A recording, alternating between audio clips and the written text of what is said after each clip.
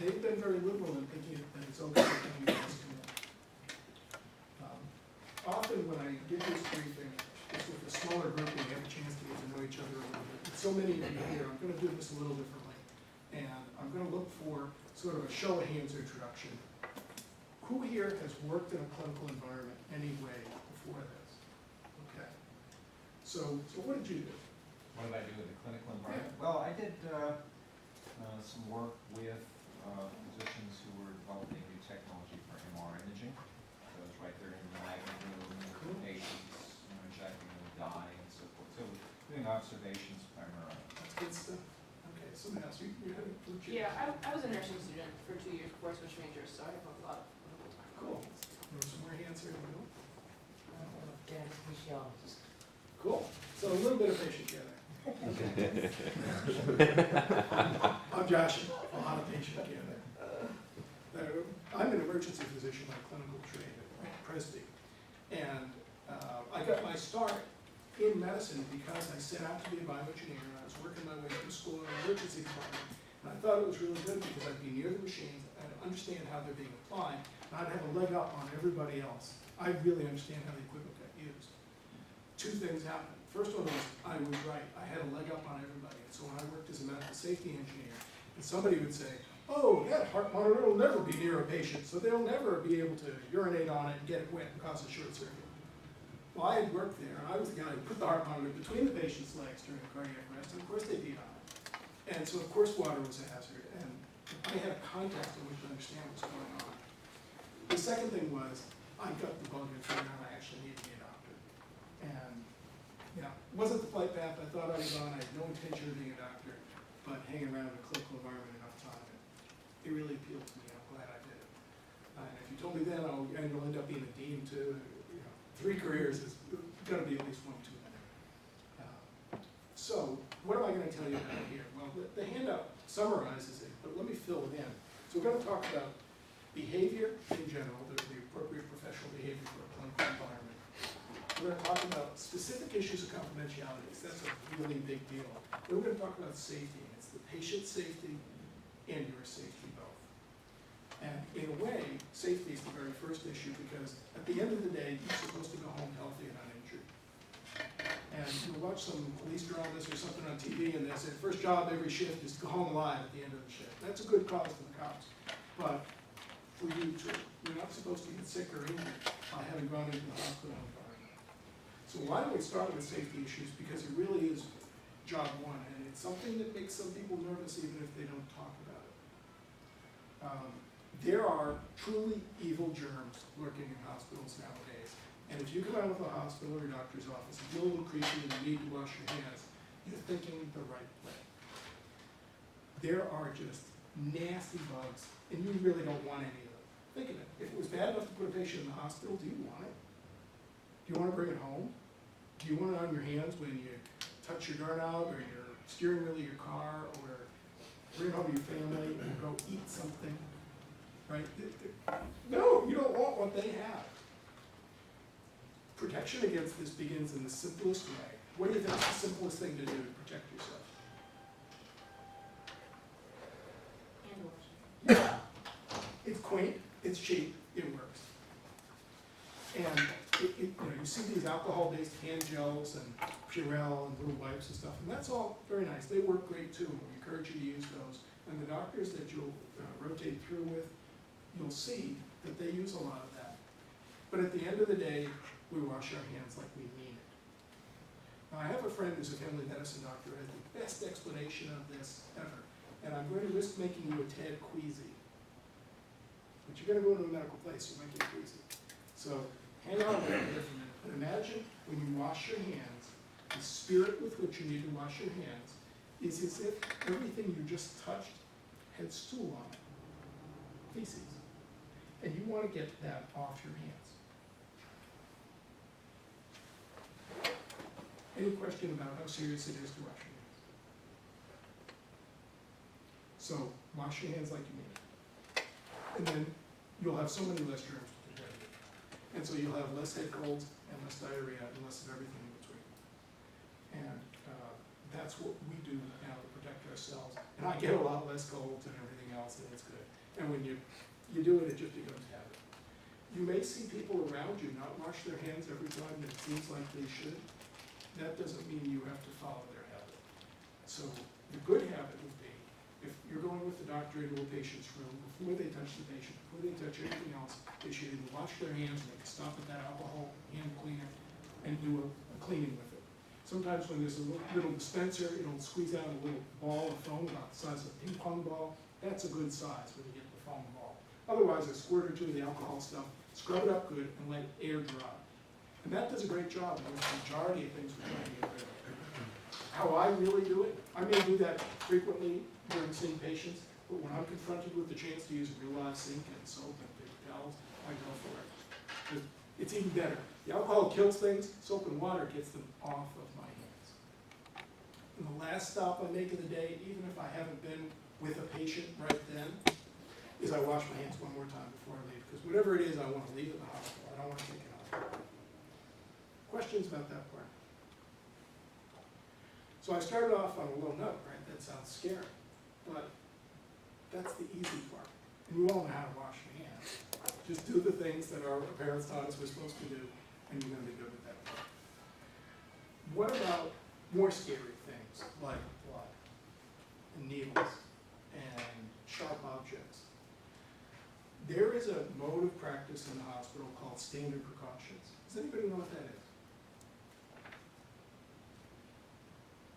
So standard, it's the standard practice. Precautions to prevent something from happening.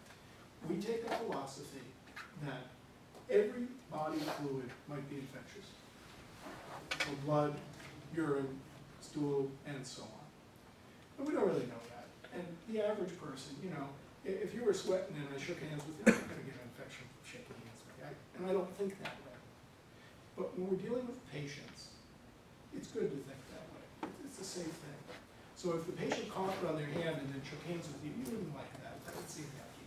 So we think that way, that sputum and spit and everything else, it's all potentially infectious. We get particularly nervous about blood. And you probably heard about hepatitis and HIV infection and their blood transmitted. And that's an issue. And we, in hospitals, use a lot of needles, and let's say we give someone an injection, or we start an IV, or we draw blood, or leave the needle laying around. And that's not okay, because the next poor soul might come along and not see what's going on and just lean and put their hand down on the needle. And it's no fun to get stuck with a needle because it hurts, but also because there's a risk of infection. So what do? Well, we do two families of things. We have engineered controls. So we use safety needles that retract into their housing, so even if you did put it down, there's no hazard. And then we also have behavioral things and physical barriers. So, for example, if I'm going to go draw blood on a patient, I'm going to put on gloves first. But I'm not going to put on full body armor and a mask and a gown and gloves and booties to draw a blood test. That would be overkill. I'm not really expecting a geyser of blood to overcome me. But I would put on more garb if I was doing a procedure that I thought was going to have a greater exposure. How do you, the engineer, fit into this? Well, first, let's say we're going to see a patient, and I'm going to show you a cool thing about their knee, and maybe we can make a great device that's going to help you. Well, first, I don't really expect geysers of anything terrible, so maybe we're not going to put on any protective gear. Maybe I know they have an open wound, and I say, oh, we have to gown up. Well, first thing I'm going to do is the doctor's going to say, do I really need to take the engineer into this room? Like, why am I doing that? That doesn't sound like a good choice. Why don't we go see a different patient? So the first protection is let's just stay away from trouble. But if we're going to bring you near potential trouble, the doctor, the nurse, the physician assistant, whoever's in the environment, they will guide you what to do. They don't want you to get infected with something either. So if they say, okay, we're all putting gowns on now, okay, that's what you're going to do, put the gowns on. If it's gloves, if it's masks, whatever it is, they will guide you to do the right thing. Your only real part in it is to go with the flow. And if they say, oh no, you shouldn't really go in there, there's an infection in there, let's just stay out of there altogether. Great, no need to go there. No matter how interesting the patient is, that's not a good one for you. Questions on that? Now I'm going to keep going at a pretty brisk clip here, so I really depend on your questions. You're all looking very attentive and everybody's perky and all that, but you know, I need your feedback how I'm doing. Yes? What if you're sick? Are you allowed to go in there? Perfect question. Oh, thank you. So at the beginning of it, you need some judgment. So if you say, oh, you know, I got up and I had a little sore throat this morning, I don't really feel bad, you know, maybe it's just my allergies, and I'm feeling pretty okay. You're probably okay to go. What I would hope if you were coming with me is you'd disclose to me and say, hey doc, I had a scratchy throat this morning, but I don't really feel bad, I think I'm okay. You and the physician will make a judgment call on the spot. Does this sound bad or not bad? Now, if you're coming with me to my orthopedic laboratory, and we're gonna just talk to some generally healthy people who have creaky joints, it's probably just fine. But if I was gonna bring you to my transplant clinic with my immune-compromised patients who are extremely vulnerable, the wind blows the wrong way, and I catch something, I might say, oh, okay, not today. Or let's have you go to ortho today, and you know, so-and-so comes to transplant today. So you know, we got to do something to protect the patients that way. At a little higher level of sick, if you are running a fever, you say, I know I have the flu, like real influenza, I'm total body sick, or some other big, you think, infectious illness, the correct thing to do is to raise your hand to whoever's going to precept you and say, I think I'm sick, I have so-and-so symptoms. I'm thinking maybe I ought to stay away today. And again, have a brief live human conversation. And I suggest live human rather than email. Because they, you know, if you say, I got a sore throat, I'm going to say, well, how bad? And you say, well, not too bad. Well, do you have a fever? Well, I don't know. Is your neck stiff? Maybe. You know, we're going to have a back and forth. It's going to be much faster in a quick 2-minute phone call than trying to have this email marathon. And, you know, when I hear you on the phone, I'm sick. I'm going to know you're really sick. I don't want you anywhere around. You know. So it's much better to have a little phone call than a long email. It's quaint, I know, I'm an engineer, I like digital things, have a phone call. But you're thinking the right way about it. So we want to protect you, we also want to protect the patient.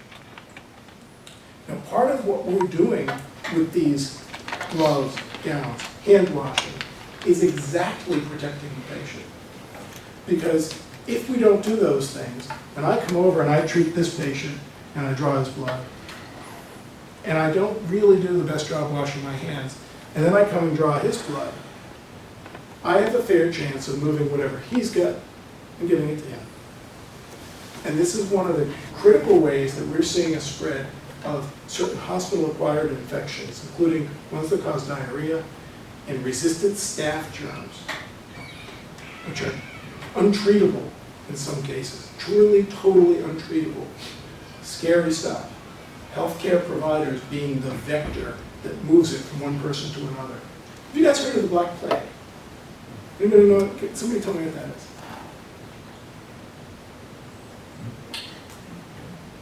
Killed a lot of people in the Middle Ages. Yeah, yeah. And can you flesh it out in any other way? Anything else you know about? Spread by rats. Spread by rats. And was it really by rats? Fleas. Fleas on the rats. You don't want to be the fleas on the rats.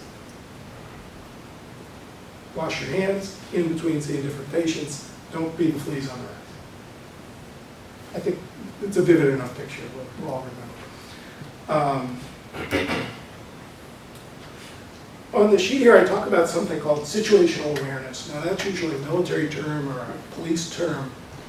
In this case, it's be aware of your surroundings and the opportunity to have a mishap.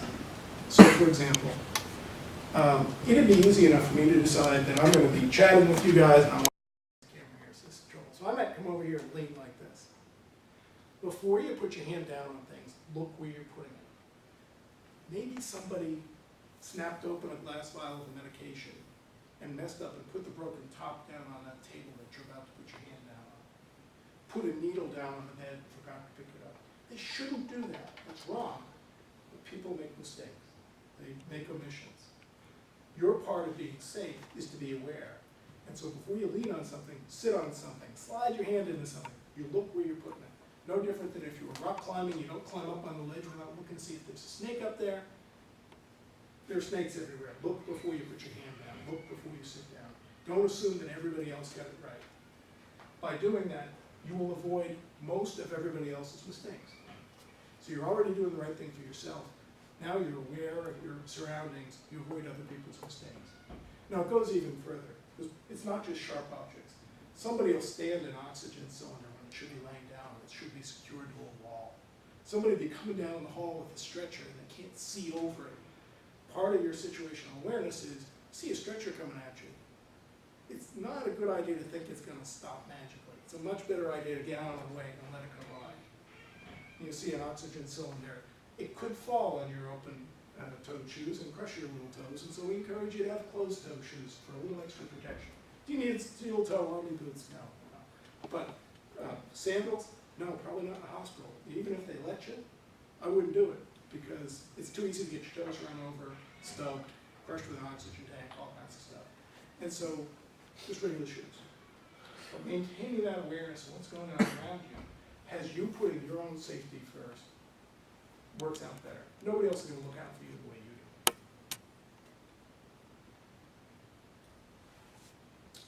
Cautions. You will see some cautionary warning. So you may be heading for a patient's room and you'll see a sign on the door. Isolation, see nursing station first. We're not go to the nursing station first. I might dumbly have said, oh, go see this patient over here. He's a great guy, he'll talk to you, he'll tell you stuff, I'll be right there. I didn't make the trip to the room to see that isolation sign. I don't know, he just got put on isolation. I'm just, I'll go in room 1, he's a good guy. Be alert, read signs, believe the signs. So if they talk about an infectious hazard or a radiation hazard, or believe it. Now, how would a patient be a radiation hazard, by the way? Let's just have some fun with that for a minute. Just had a PET scan and they still have the radioactive dye or whatever. Yeah, isotope, sure. Yeah. Yeah, great way to do it. Any other good ways? They might have had radioactive seed implants. Yeah. And they have a bad habit of falling out even sometimes. I'm one of the radiation responders for the university, and I periodically get a call, and oops. And it's never a good call. You know, something fell out, or somebody had to take a radioactive medication or injection, maybe had a body fluid accident on the floor, and now all of a sudden you have radioactive urine or blood, and wow, how do we clean that up? There are ways, and it turns out okay. But there really are radiation hazards around medical facilities. And there'll be signage and there'll be protection and all that, and as long as you listen to it, if it says stay out, okay, stay out. So we won't let you get into a bad place, but be aware those things exist out there. Your part of it is just awareness. Okay, let's change gears to professional behavior, which some would say really that's the fundamental. That's how you're supposed to handle it. I like safety first. That's a good way to go. The patients have certain expectations about how they will be treated and what they will encounter when they come in to be cared for. And it can be really hard for us on the other side of it, the healthy ones who are taking care of them, to always put ourselves in their place. Because we're feeling okay, and we're just coming to work, we're coming to school, we're doing a project. It feels okay. It doesn't feel patient-y. We're just doing our work. You're there taking data or writing a prescription. If you can, stop for a minute and think about how the sick person might expect the environment to be. So they probably have an expectation about what the people they'll encounter will look like. They'll be dressed like this is serious business. Because it's serious, it's their health. This is a big deal, it doesn't get bigger than that. They're going to expect a certain amount of decorum. They won't expect a lot of laughter, yelling, screaming, jokes. They will expect a lot of sir and ma'am, Mr. and Miss and Mrs. It may not be the convention on the ground floor of the Swanson building, that's how we talk and act. Yeah, but we're not going to be on the ground floor of Swanson. We're going to be on the 5th floor of Presby Hospital. And it's somebody's grandmother who was having chest pain all morning and we just got it better. Or it's going to be somebody at rehabilitation who's been in the hospital for a knee surgery and now they've recovered and now they're coming to the office. So these are serious healthcare settings and they expect this very special level of seriousness. And yet they can't say it to you. If you walk up to the patient and say, what do you expect to happen? They say, well, I'd like to be treated nice. You know, they're not going to say it in such grand words. But part of being treated nice is all these other things. I would wrap it in one word of respect. And what each of us would regard personally as respect might be a little different. We each have some different expectation, and that's okay. What's challenging for all of us when we encounter a patient is that we don't know what they're thinking, right? So what you would want for respect and what you'd want might be different. Now, you're both engineering students, and you're taking the same class, so maybe your expectations would be a little more closely aligned. But your expectations might be different than his. Now, is it generational? Is it background? Is it personal preference? Who knows? Doesn't matter. Our obligation as the people delivering care is to meet your expectation, even though we don't know what it is. Very difficult. So how do we do that? Well, we start by giving everyone a very special level of respect. And maybe we could even say it's an excessive level of respect. But I would say think in terms of treating those you respect the most and treating them in the most civil manner possible. And that your behavior should be really your very most reserved, dignified, charming, yes sir, no ma'am kind of behavior. As you get into an environment and you figure out that you can tone it down somewhere from there, groovy. Until then, go for the maximum. And it begins with how you show up. So the attire is business attire. It's never t-shirts, it's never shorts, it's probably not open-toed shoes, it's probably nothing. If you look at it and say, hey, this is wild, no, it's probably not the right outfit. Wild shouldn't be the descriptor that works here. For men, it might be pants and a shirt and a tie. Is it a suit? No, that's probably overkill. When we get you in the environment, we may decide you need to be in a white coat or an isolation gown or whatever, protect the environment. White coat's very common, we might suit you up. For women, it would be the equivalent, business-like attire. You're there looking like you're part of the healthcare team. And so unless we change you in the scrubs, because that's what we need for the environment you're in, you need to be ready to look business-like. Now, a given environment may say, oh, we don't want you to wear a necktie because we're worried your tie might touch something and then bring germs over to the other place, so we don't wear ties in this practice or this office. You'll have to take your cues from any special things they ask for. But you can never go wrong by being a little too dressed up, and you can always take your tie off. No one will object that you look too nice. Too respectful, never a problem. So, grown-up attire. Then, it's how you carry yourself. So it's you show up on time, just a little bit early is good. It shows respect to the preceptors that are hustling and squeezing in and working with you guys around the patients and the research and all these other things. It's really very good for them, for you to be the one who's waiting for them a minute or two. I don't mean an hour or two, but a minute or two. Be there on time.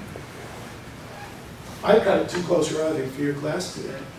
I needed to be here a minute or two early, and I wasn't. I was maybe a minute late because I found all the other rooms, but not this one. And I needed more lead time. I didn't do it.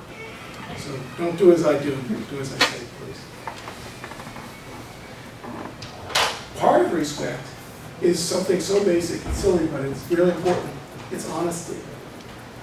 So in the clinical environment, we may ask you to help us. We may ask you questions. I may say, hey, could you go ask that patient, are they left-handed or right-handed? I got to write it down here. That's a simple thing, but I need you to honestly get that answer. Even if the patient gives you sort of an ambiguous, oh, I have two hands. It's better to come back and say, Doc, I couldn't find out, rather than to take a guess at it. And it's honesty in every transaction. And that's part of being respectful to the patients, to the preceptors, to your teachers, to your peers. So building up that environment of respect and honesty will lead to trust. And ultimately, if I'm going to bring somebody who's not part of my medical team into my practice and show you cool things and work with you, I have to trust you. And part of what we're doing here in the briefing is we're trying to build up that trust.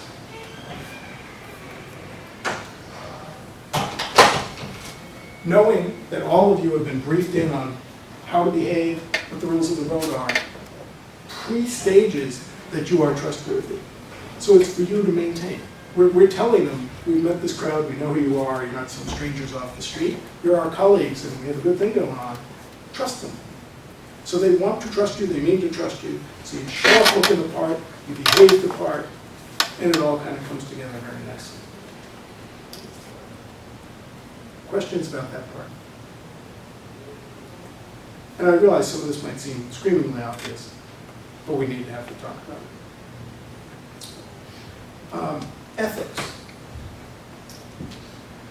Funny subject to bring up here. It seems like it comes out of nowhere. But actually, ethics and confidentiality and behavior merge in the healthcare setting. So ethical behavior here starts with, I should be treating other people both as they want to be treated and as I would want to be treated.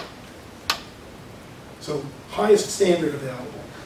I don't always know how you want to be treated, so I'm going to treat you at least the way I want to be treated. But if in doubt, I'm going to treat you better than that. That's how we deal with our colleagues and our patients especially. Patients are kind of vulnerable, they're patients, so it's super important we do that. Let's use a confidentiality example to explain how that works. Not everybody feels comfortable with the immediate world knowing that they went to the doctor today, regardless of why they went. Just some people like their privacy. So maybe I went to get a flu shot. Not a big secret, right? It's not like, oh, I got diagnosed with AIDS today. That's, okay. Many people want to keep that confidential. I got a flu shot, doesn't sound like a secret. But still, not everybody wants to proclaim that, and it's their right to not proclaim that. So if you're at a medical facility and he comes and gets a flu shot, part of our appropriate behavior is to kind of ignore him. He's not who we're here to see. He came to get a flu shot, he left. That's not our business, it's not our bother. He has a right to privacy, as much as the patient that we actually came to see today has a right to privacy. So they all have a right to privacy. As you walk down the hall of the hospital, you're going to encounter a whiteboard or a computer screen with a bunch of patients. It's going to say, Mr. Smith is in 21 and his nurse today is John, and he's a hip replacement. That's a secret. It's up on the board, it's in public view, but it's not in public view. It's in the hallway of the hospital. It's not like out on the curb. So even though all that information is flashed up on the screen or the board, it's private and it's a secret. And it's just among us. And it seems like a weird double meaning there. But I need you to let that wash over you a little bit, so you can kind of process that. The extension of that is, not only do I need to kind of leave him alone getting his flu shot today, but I need to not talk to others about it. This is very difficult. You will come into our environment and see cool things and thought-provoking things. So you say, I saw this patient, it made me think of this really cool device we could do, and let me tell you all about the patient. Well, it turns out you can't have that conversation in general. You can have it in specific confines. So you're working with your professor and you're discussing your project. Yes, of course you can talk about it. You're working with your teammate on that cool thing you're going to make for somebody's name. Yes, you need to talk about it. But you need to be very careful how you talk about it. I'm going to give you a little quiz here. Let's see how you do. Can you talk about that in a small group study room with just your team present? Yeah. Can you talk about it in the coffee shop over here, the bagel place? Why can't you talk about it in the bagel place? It's a public place. Can you talk about it in the elevator? No. Because you never really know who else is hopping on and off the elevator. How about when you're walking down the street?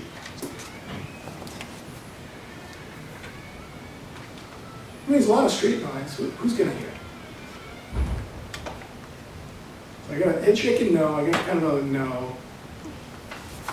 Okay, show of hands. Who says no when walking down the street? Right answer. You never know really who's going to overhear by accident. I will tell you a simple, tragic piece of this that brings it to life. Hospital cafeteria, private cafeteria, it's actually a pretty decent cafeteria. Food's okay, the prices are okay. Better than organic. Very tempting for all kinds of people from campus to come up there and eat. Very tempting to talk shop over a slice of pizza. Oh, I had this really cool case. It was amazing. We took his knee apart. We had it up in the air. We put it back in backwards. Oh, it's great. Oh, there was blood everywhere. And you know, we go on with these stories, and it's a great story. The trouble is, the man at the next table came in the middle of the story. He thinks you and I look like the two doctors taking care of his father. He thinks that's his father we're talking about. It might not even be. But if he thinks it, oh wow, that's a terrible thing. Even if nothing else happens, just that's heavy on his heart now. They're talking about my dad in the cafeteria like he's a piece of meat. Oh boy. Even if nothing else ever comes of it, that's just a terrible thing to have done to that guy. Let alone, there might be something come of it, like a major complaint and a hoo-ha, and that's it. Nobody else ever gets to go to that office ever again because somebody collaborated. But that whole mistaken identity thing, this isn't made up. We deal with this with some regularity. And heaven forbid we're saying something even more serious like, well, it's a shame. I don't think she's going to make it through the week. Do you? And somebody overhears and thinks that we're talking about their family member.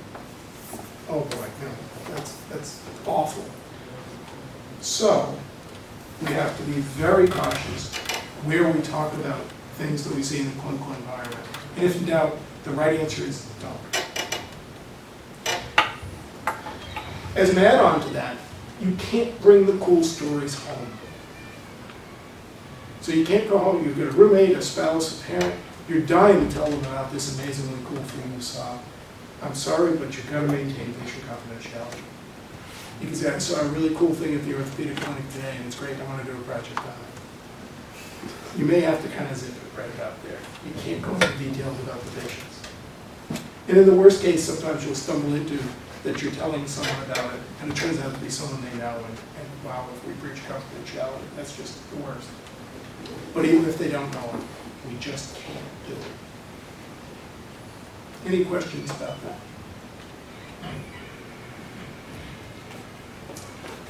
There are boundaries that we shouldn't cross.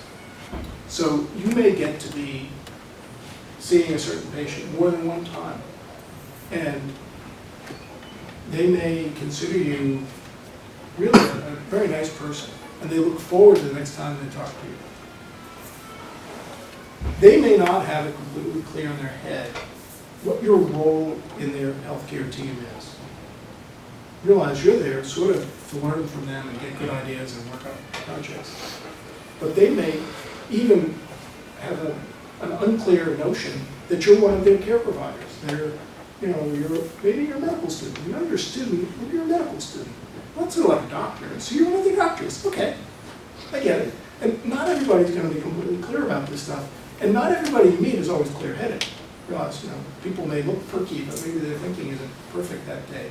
Medicines or illness or something. So they may get kind of chummy. And they may start to tell you things, thinking you're their doctor. And you have to be the one who takes the lead on this. If somebody starts telling you all about their problems they're having with their bottom, and you're not really there about their bottom, you're about their knee brace, you may need to say, really, I'm not the doctor. Do you want me to get the doctor, the nurse, anybody but me?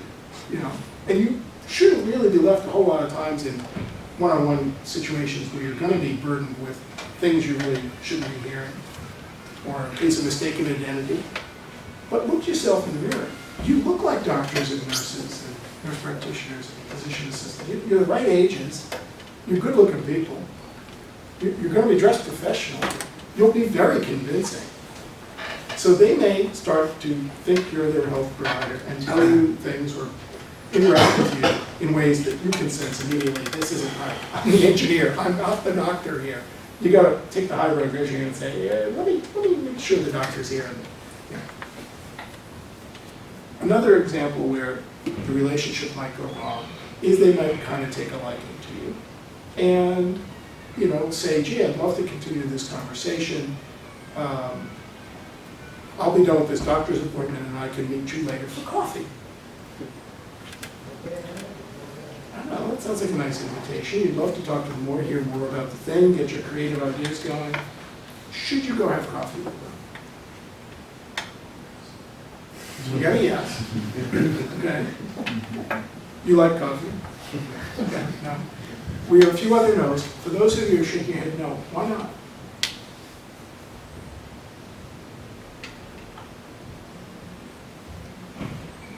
You sense something's not right about it, but what is it that's not quite right?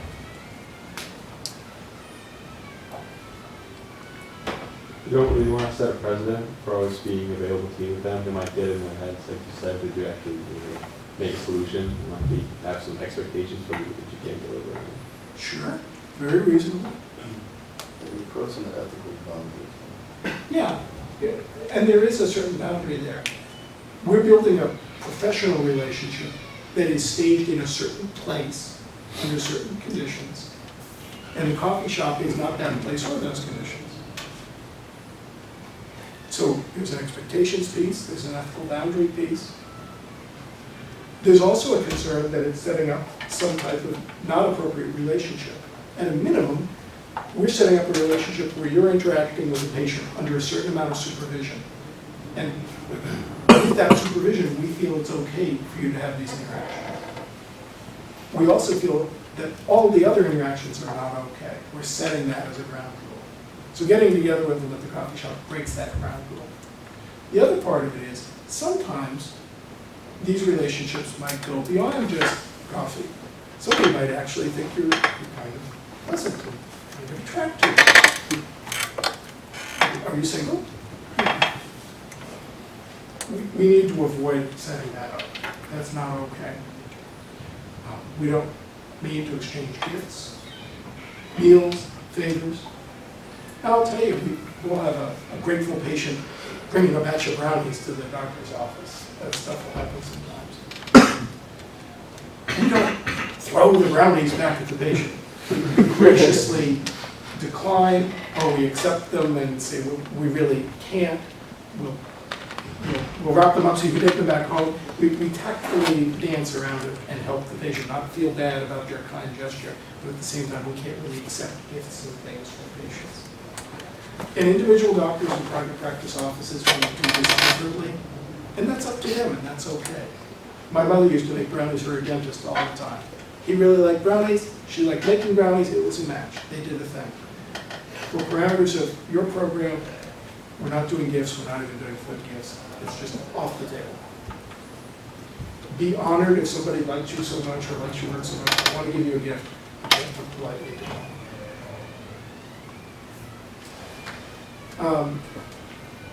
In terms of other interpersonal relationships, we also need to not have this be a staging area for other interpersonal relationships other than professional ones in the work environment. To put it more simply, don't date the staff. This isn't the place for those things to start out. It's also a place to be cautious about male-female relationships. And I'll mention this just for a second. And again, you'll tell me later, you didn't really need to say that. But let me go ahead and say it. When I was an engineering student, the men and the women got along well and on a very casual basis. And we'd eat together, we'd study together, we'd punch each other in the arm together, we'd change our oil in our Camaro together, we just all did stuff, and the male-female thing was all very whatever. In school, that's okay and normal. In the workplace, that's treacherous. And the male-female boundaries and the interpersonal boundaries start getting to be a bit touchier. And all kinds of things, and not just male-female, but human-human, that are okay as a student, are really not okay in the workplace.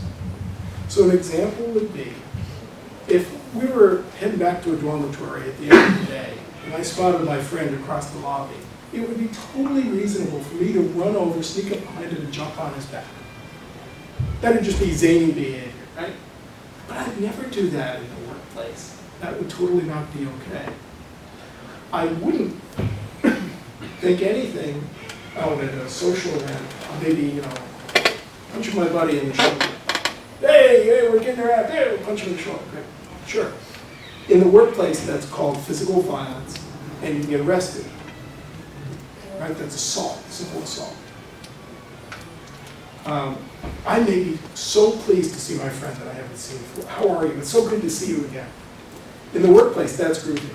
I can't come over and give you this big hug. And, oh, it's so good to see you. That's not okay. Right? That's sexual harassment. Can't do that.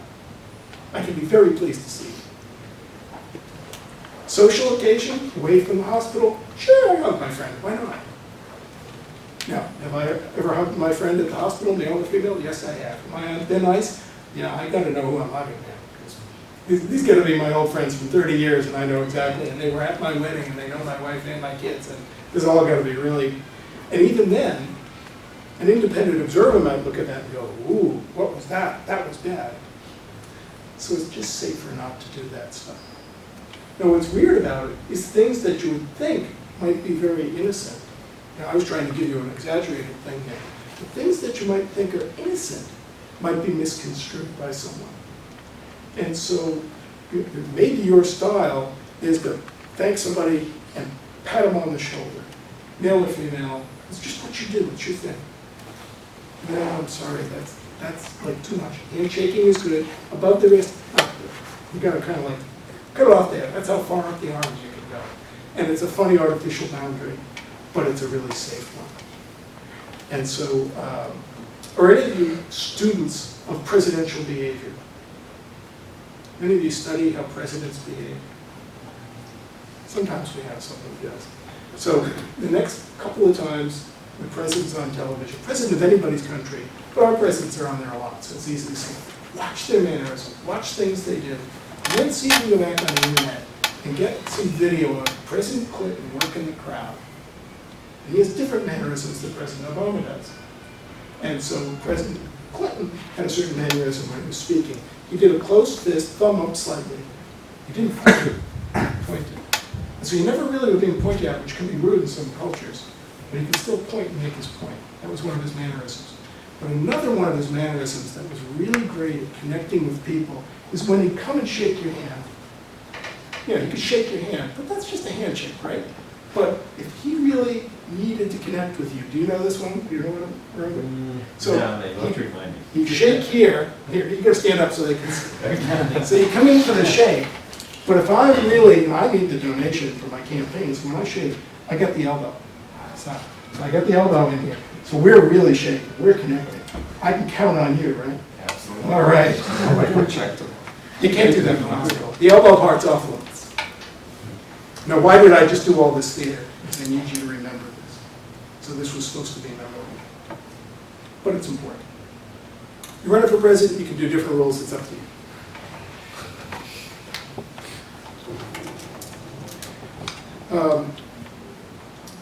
In terms of how we deal with patients, it's important to factor in the whole part of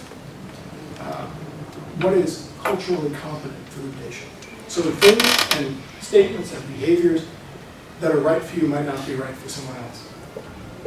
They may have a preference not to deal with men or not to deal with women, or only deal with them with certain family members present. They may not wish to have a student involved at all. They're entitled to that. We have an obligation to take that into account, accommodate that to whatever degree the patient wants, including the patient may say, nah, I don't want any students anywhere near me, engineering or otherwise. That's okay. They're allowed to say that. I wouldn't take it personally. Some people just don't want students doing things to them. That's just the way it is. Now, as the doctor's working with you on these projects, we're going to try very hard to pre-screen that so that you don't stumble into that. We also need to be self-aware of the biases that we bring to the table. There may be certain types of people, young, old, different race, different political preference, behavioral preference, any kind of characteristic you can name. They may not be the same as you. You represent many different types of people, and there are yet more out in the world. And you may not be an exact match to all of them. We have an obligation to treat people even-handedly and with respect, even across those differences. all the way to the end, which is to not discriminate, to not treat differently. No, it's not just not treat differently, it's even treat well. So if somebody is of race or any other characteristic that you just don't kind of like, you have to check that at the door. We're going to treat everybody equally and well and respectful and honest and ethical and all. But the beginning is equal. I can tell you as a physician, I don't always love everyone I encounter, and I don't even see eye to eye with everyone I encounter. When I work in the emergency environment, I don't get a lot of choice who comes in. The ambulance pulls up and there we are. And I treat them all. And I'm pretty sure they don't all love me.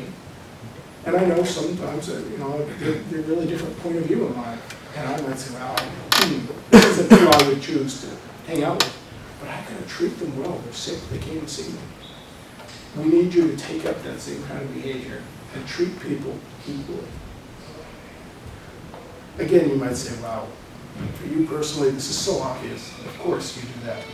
But again, it needs to be said because it's really important to us. And it's something across UPMC we really take very seriously. So we hope you do too.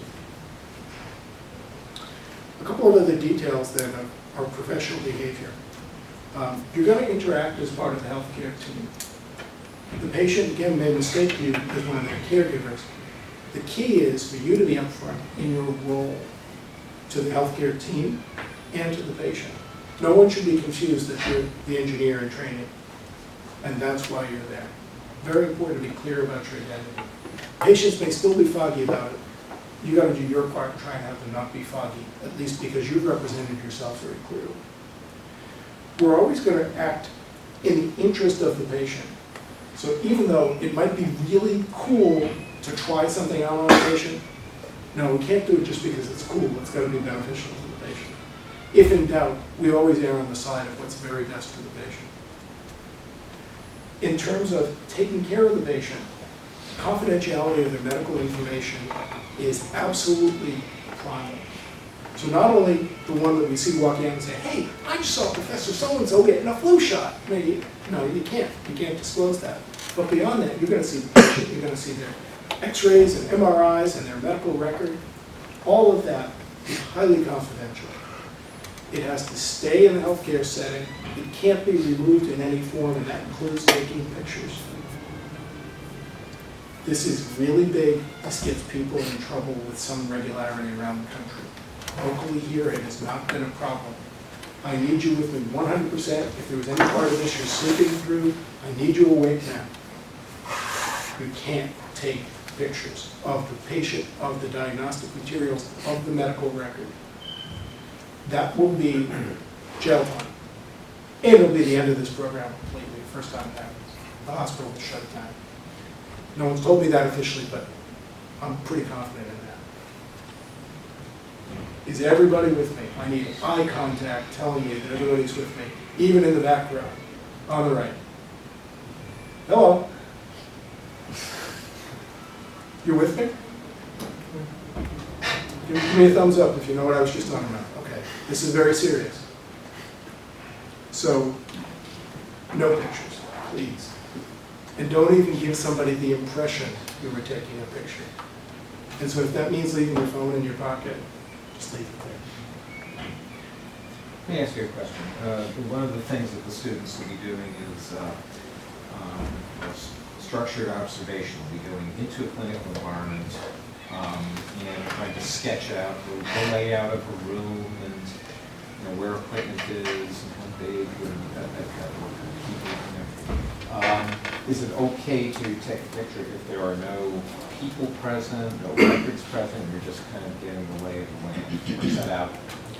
I would speak with the person supervising you at that site, and if they tell you it's okay and there are no patients present, yes. You've got to get real-time permission at that moment. And it's going to be unambiguously without patients. And if the person supervising you says, no, I don't think so, that's it. I can tell you, if you came to my emergency room and I have a room and there are no patients in it and you want to take a picture of it, we'd have no problem with that. Because there's no patients, there's no secret. But we'd be very careful that there would be no patients. I have a stack of those pictures in my phone, as a matter of fact. What if the patient initiated the concept of taking a picture? If the patient was like, hey, you know, Yeah. No, we so can't. no. No. And it's not just you, I can't either. If I wanted to take a patient photograph, I would call media services, medical photography, and they would come, and there's a consent form, and there's a thing, and the pictures would enter into the medical record, and there's a whole thing of how you do it. And we sometimes will take pictures in the operating room, more plastic surgery, all kind, we do it, but there's a thing, and there's a way to do it, and it doesn't involve you or me taking the pictures. There are people who do that. There are certain physicians in the hospital who are authorized to take pictures because of the nature of their practice. So, for example, plastic surgeons are pre-authorized under certain conditions to take photos. By and large, the rest of us can't. It's a part of consent sometimes. Yes. And when it's part of that specific consent, then it can be made to be okay. But the photos would never be of for us personally taking it. It would be with a real camera, not on a phone. It would be entered into the medical record. It's all very official. And so if you're working on a project where photography of the patient is essential, you would work with the preceptor and they would get official consent and would be done through all the official channels and the official method. But it would never be casually initiated. And if the patient says, why don't you take a picture of my knee and take it home? Wow, great, what a great offer. Let me talk to my preceptor. The right answer to everything is, let me talk to my preceptor about that. You know, always defer to them. And they'll give you guidance, and they know these things. You know, they won't be taken by surprise by these things. And they'll know the difference between a patient picture and a facility picture. Good question. And also, looking at the medical record, I need to tell you how high stakes this can be. So, we have an electronic medical record system, access to virtually everything. If you want to know about so-and-so's kidney stone or so-and-so's head injury after a hockey game, the data's in there. You should not have free access to the electronic medical record, but you may stumble on a computer that's been left logged in. It can be awfully tempting to, just look up one little image of Sidney Crosby's so-and-so or Sharon Stone's so-and-so. All kinds of things people are treated here. You get all kinds of great data. They monitor these things. They're watching in real time for people who are on a selected list, including employees. And if those records get pulled, a little alert triggers, and there's instant investigations going on. Who's looking at this record and what? And they're liberal about prosecuting and firing. As students, they can't fire you, but I think they could probably have a serious conversation with the university. So please, don't go into medical records that somebody isn't putting you into. Which means, I may say, oh, here's this medical record, this patient we're looking at, I need you to study up on this and figure out what we can do with that knee, device, something. Okay, I'm telling you it's good to read it, I need you to read it. That's okay. It's not, well, while I'm logged into this computer looking at the one record they told me to look at, I think I'll wander off. I think I saw my friend getting his flu shot the other day. I'll look up and see which kind of flu shot he got. No, you can't do that. I know you're all computer savvy. You can figure out our record system in a minute. I have a great time looking around. You can't do it. Questions about that?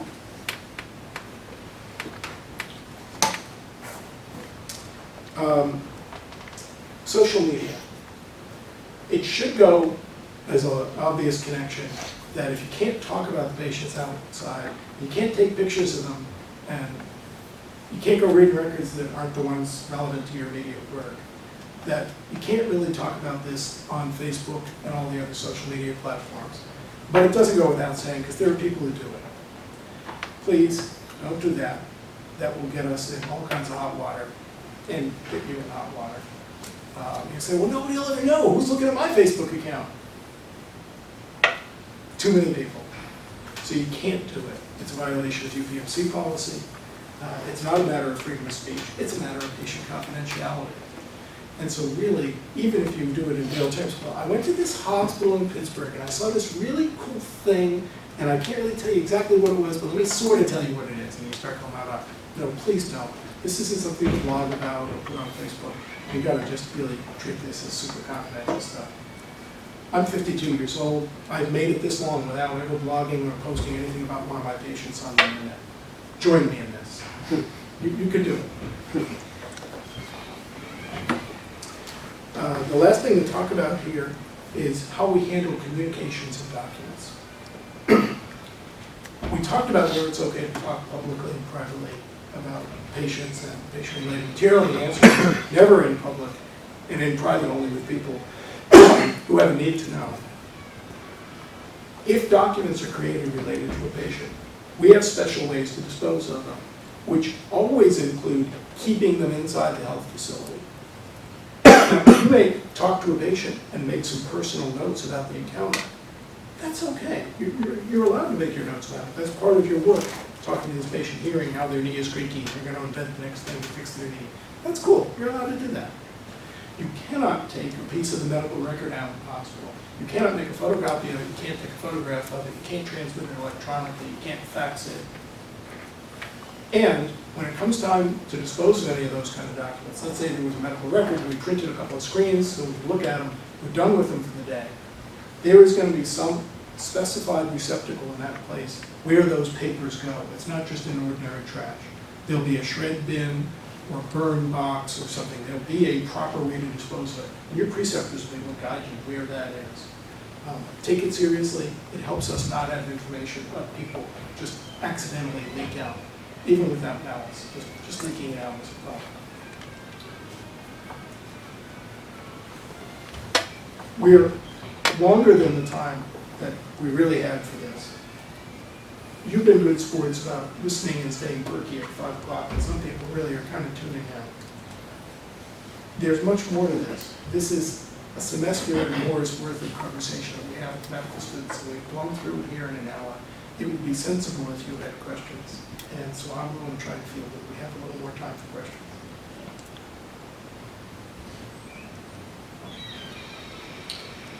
Your preceptors are available. Yes? Can we have information from whoever we're talking to? Can we do audio recordings? Or is that a threshold?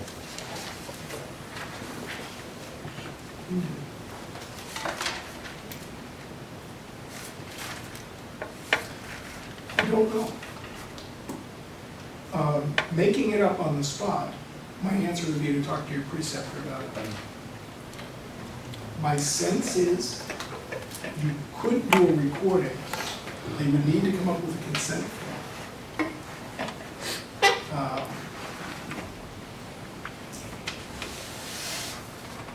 It's probably possible because as long as the patient doesn't name themselves, saying, I'm John Smith, I live at 123 Main Street, and so without the identifiers and with written consent, I think it could be possible. It's probably a bit of a headache to come up with the consent process. So I would talk to your preceptor about it if you think it's coming to a point where it would be necessary to audio record someone. My preference and suggestion would be to take copious notes rather than do an audio recording, because I think it'd be a headache to get consent. Okay. Good question, though. I've never had that question before. I would add on to that. In a lot of cases, the projects are less working with a particular patient and more working with the doctor to solve some of their needs. So you might be interviewing nurses and doctors more than patients. How do the rules change when you're actually working with the staff members as opposed to the patients? Like, for example, there's a checklist system that is an option. And so if you want to integrate a checklist system, you want to know what the opinions are of how things are currently done and what would be feasible or not feasible for the practitioners.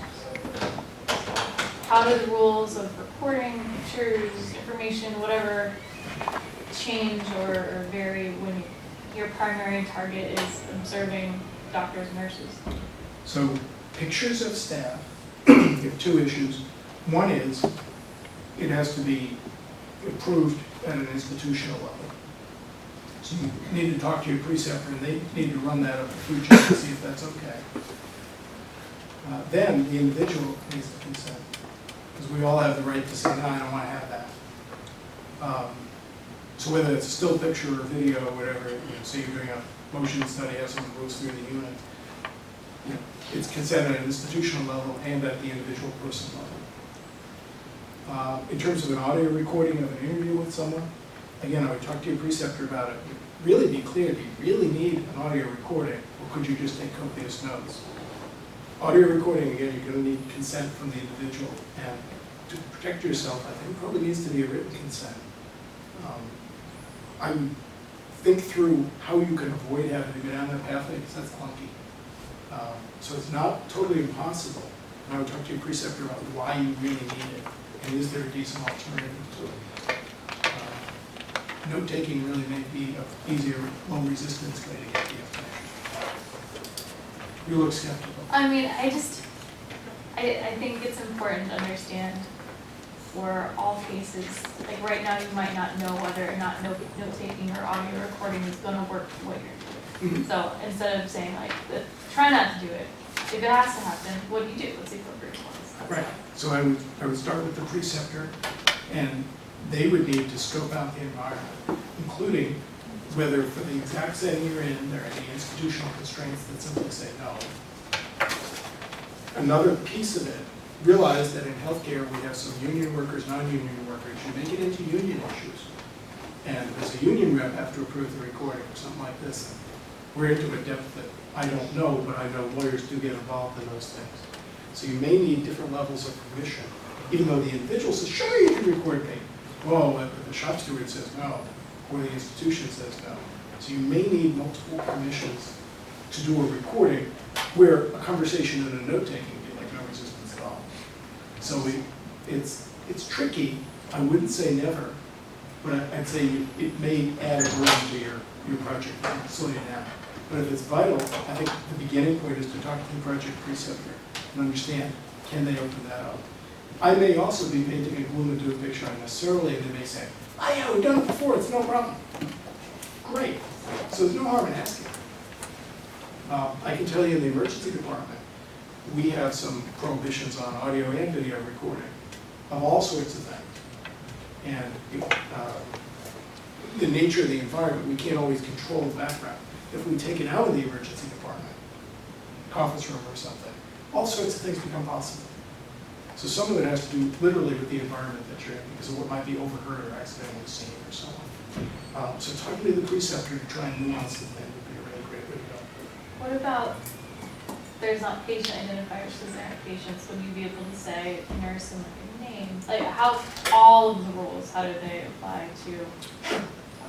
So first, whatever you're doing in a hospital facility, if you're going to be taking names out, you need a written consent process. That's a definite. You need that in two pieces of it.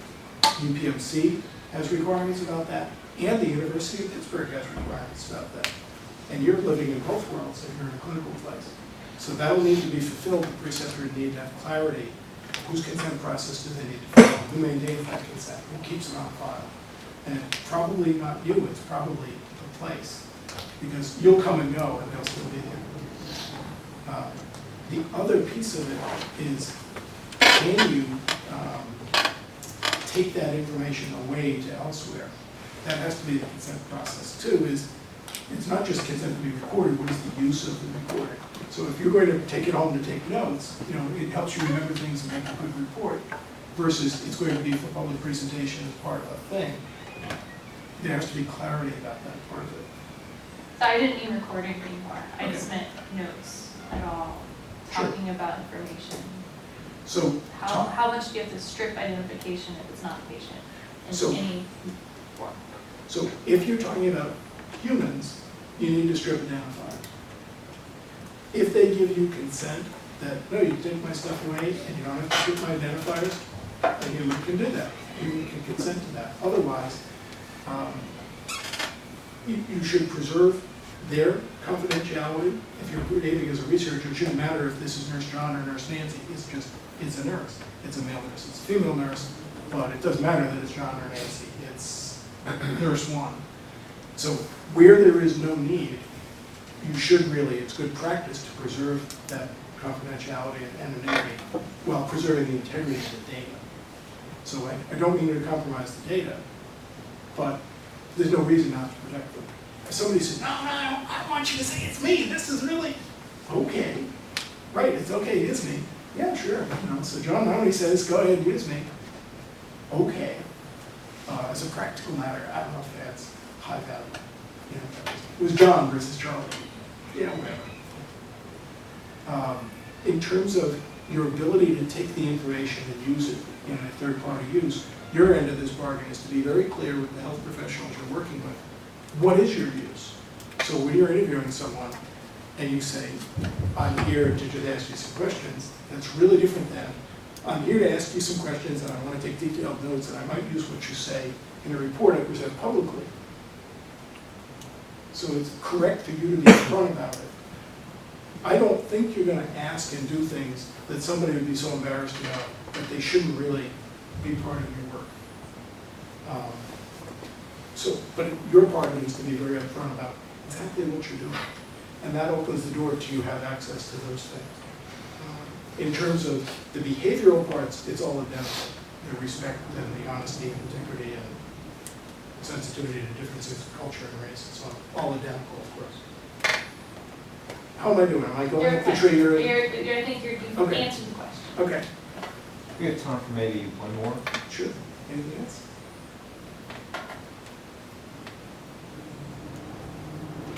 Well, I appreciate the questions. You've given me things I need to be sure to incorporate next time I talk about this subject. You're thinking the right way. You're asking the right questions. You're right in asking about it. Think this way. I am jealous of what you're doing. I didn't get to do something like this when I was an engineering student. This is quite cool, and it's a privilege you should savor. You may not get to do things like this any other time in your lives. So have some fun with this and enjoy it. It's a pretty cool opportunity. I appreciate your patience. I appreciate that you're quirky at this potentially sleepy time of day. That's why the candy's there. Thank you, Doctor.